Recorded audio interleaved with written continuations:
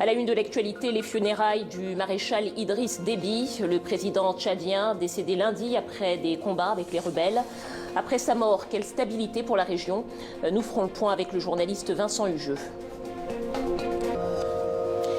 C'est donc un chef militaire autant qu'un chef d'État dont on célébrait les funérailles aujourd'hui. Idriss Déby Itno, 30 ans, au pouvoir au Tchad, mort lundi, au combat, en défendant le pays face aux rebelles, selon la version officielle. Ce vendredi, une douzaine de chefs d'État africains étaient présents, notamment ceux du Niger et du Mali. Le Tchad est le plus grand contributeur en hommes de la force antiterroriste du G5 Sahel. Une cérémonie officielle, donc, empreinte d'émotion, notamment celle d'une des veuves du président Déby. On écoute la première dame, Inda Déby, à la tribune. Aidez-nous à ce que la joie demeure. La vie a décidé de votre départ. Et je dois vous dire au revoir. Le peuple tchadien vous a aimé et vous remet à Dieu. Voilà, et on revient à présent sur cette journée de funérailles nationales à N'Djamena, image commentée par Alexandre Malisson. Le dernier hommage d'une nation à son chef. Dans ce cercueil, porté par des militaires tchadiens, repose Idriss Déby, tué lundi lors d'affrontements contre des rebelles. Dans l'assistance, les visages sont fermés, les larmes coulent sur certains visages. À la tribune, sa veuve ne peut contenir ses émotions. Un repère entier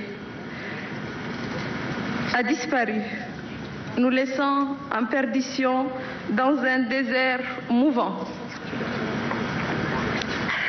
Nos yeux vous chercheront dans les cieux. Pour toujours, vous serez dans nos cœurs.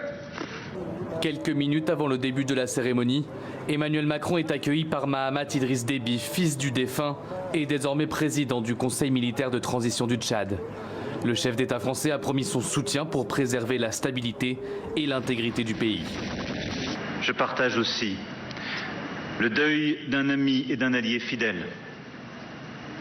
Car vous avez été parmi les premiers à répondre à l'appel des pays de la région pour défendre l'Afrique contre le terrorisme armé au Sahel en 2013, à venir au secours de vos frères maliens aux côtés de la France.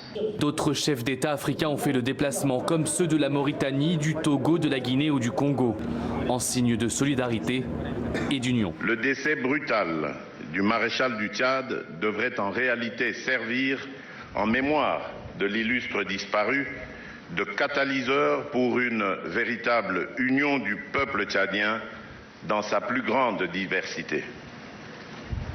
Notre continent a assez souffert du manque d'unité et de stabilité. Le corps d'Idriss Déby a été inhumé quelques heures après la cérémonie au cimetière d'Amdjaras, son village natal. Et dans la population tchadienne, l'image du président Déby était partagée, dictateur pour les uns, homme de la paix et de la stabilité politique pour les autres. Sa disparition ne pouvait que marquer les esprits. Alors comment les habitants de N'Djamena ont-ils vécu cette journée? On écoute le récit de notre correspondante Aurélie Bazara-Kibangoula avec Yam Gotonesta.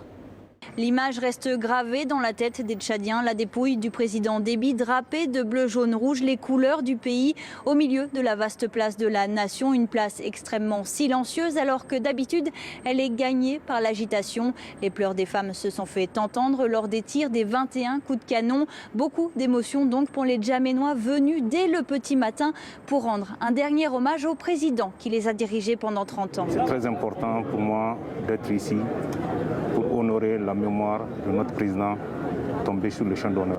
Il a beaucoup fait pour notre pays, c'est incalculable. Il faut lui rendre honneur. Nous sommes en paix grâce à lui. C'est un homme qui aime sa patrie. J'aime mon président. Depuis que le président est mort, je n'arrive même pas à travailler ni manger. Parce que là, ça me touche. On trouve que vraiment on a perdu un baobab. Autre moment fort de cette cérémonie, la prière à la grande mosquée pleine à craquer. Les fidèles se sont recueillis autour du cercueil du président Déby. Dans son prêche, l'imam a demandé aux fidèles d'accompagner le conseil militaire de la transition et d'œuvrer pour la paix. Une transition militaire qui ne fait toujours pas l'unanimité. L'opposition et la société civile dénoncent un coup d'État. Et quelles conséquences politiques dans la région après la mort d'Idriss Déby? Pour analyser cela, nous sommes avec le journaliste Vincent Hugeux. Bonsoir. Bonsoir. Merci d'être avec nous. Alors, la mort d'Idriss Déby a suscité beaucoup d'émoi, on l'a vu, dans les différentes capitales africaines. Quelles peuvent être les conséquences politiques et géopolitiques même dans la région? Il y a très clairement une fragilisation virtuelle du dispositif anti-djihadiste. Car au fond, au-delà de l'engagement résolu, je dirais parfois implacable de l'armée tchadienne dans ce combat, eh bien, Idriss Déby lui-même, il incarnait cette volonté, ce volontarisme même. Il a d'ailleurs été salué en allié loyal, fidèle, aussi parfois ombrageux et encombrant. Et donc, on sent une inquiétude à la fois dans les pays voisins. Parlons simplement de ce fameux contingent, ce bataillon supplémentaire qui avait été envoyé en renfort en mars après 18 mois d'attente pour le Gourma malien. Imaginons, c'est une des craintes d'ailleurs de Paris, que tout ou partie de ces renforts soient rapatriés sur le Tchad parce qu'il y a une priorité sécuritaire intérieure du fait de la persistance d'un mouvement de rébellion qui menace la capitale, eh bien ce serait évidemment un vrai souci. Et également pour la France, qui serait donc furieusement dégarnie dans le nord du Mali, par exemple. Dans le nord du Mali. Alors, une douzaine de chefs d'État avaient fait le déplacement pour ces funérailles, parmi lesquels Emmanuel Macron, le chef de l'État français, qui est allié, vous venez de le rappeler, avec le Tchad dans la lutte anti-djihadiste. Il s'est engagé à rester du côté des nouvelles autorités tchadiennes. On l'écoute. La France ne laissera jamais personne le remettre en cause et ne laissera jamais personne menacer, ni aujourd'hui, ni demain, la stabilité et l'intégrité du Tchad. Vincent, le Tchad est à présent dirigé par une junte militaire, donc qui est dirigée par le fils Déby. Comment est-ce qu'on peut expliquer le soutien indéfectible de la France alors que l'opposition parle de coup d'État ?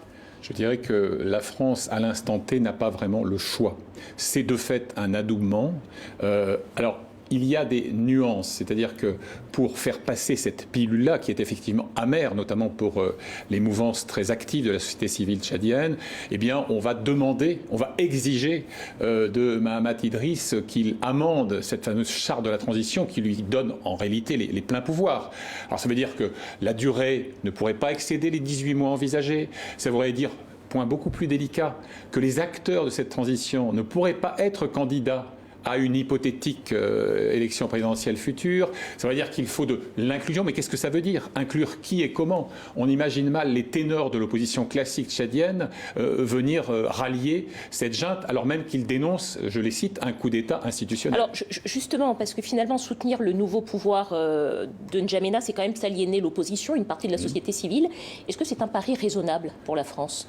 C'est un pari qui me paraît très risqué. C'est-à-dire que moi j'y vois une nouvelle illustration d'une sorte de schizophrénie de la France macronienne. Vous avez d'un côté l'énoncé de principes en rupture, transgressif. On va jusqu'à admonester tel chef d'État de la région parce que sa malgouvernance est le meilleur allié du recrutement djihadiste. Et puis tirailler donc entre ces principes nobles et puis je dirais les impératifs de la réelle politique. Et je crois simplement que le en même temps en géopolitique ça tourne à vide. Et c'est un peu les limites de l'exercice macronien qui déroutent en plus les oppositions et les sociétés civiles. En quelques mots, on peut relever le 2 poids 2 mesures aussi avec le Mali. La situation était similaire.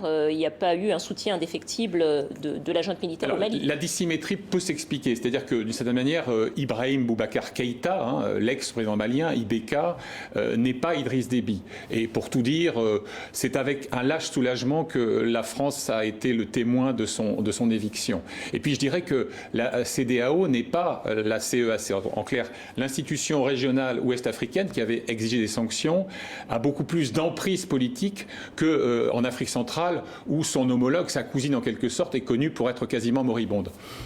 Bon, on a quand même une situation explosive, des rebelles qui promettent de marcher sur N'Djamena, qui sont à 300 km de la capitale. Quand Macron dit qu'il ne laissera pas tomber le Tchad, concrètement, est-ce que ça veut dire qu'il va s'engager dans un conflit intérieur tchadien? Écoutez, le message n'est même pas subliminal, il est explicite. 2006, 2008, 2019, la France, y compris celle de Macron en février 2019, vole au secours du soldat Idriss Déby en pilonnant au prix d'ailleurs d'un détournement de moyens de Barkhane, de moyens aériens, une colonne rebelle.